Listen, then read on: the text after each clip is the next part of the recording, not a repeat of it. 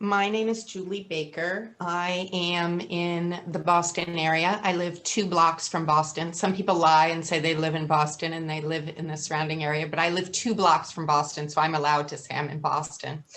I am a storyteller and a writer, and I'm one of the producers of a open mic series and workshop series. I use themes from story slams and open mics as a jumping off place to try to sort of brainstorm around the topic.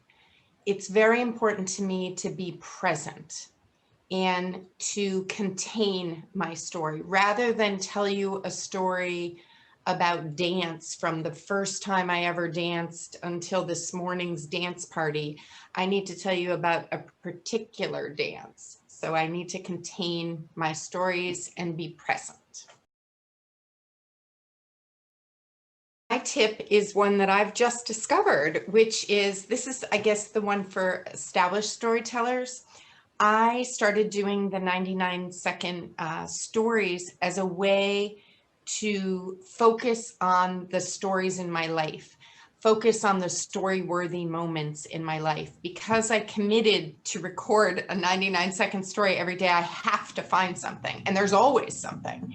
So if you're getting a little bit stale or you feel like you're running out of stories, keep a list of things that are story worthy, or commit to a recording, or commit to something to really focus on the story worthy moments. If you are new to storytelling, I guess I would tell you to do the same thing. And we all have stories. When people in the before times, when people would say to me, I don't have a story, I would try to convince them to put their names in the hat at Moth events and Now Listen Here events. They would say, oh, you have a very interesting life. I don't have stories. Baloney, I don't buy it. If you have parents, if you have children, if you have brothers and sisters, if you have neighbors, if you have a job, if you have school, if you have a landlord, if you have neighbors, you have stories. So don't dismiss the mundane. Some of my favorite stories are about mundane things. And then a practical tip is start with a first line and a last line. You can always change them. I don't write down my whole stories. Every storyteller has a different process.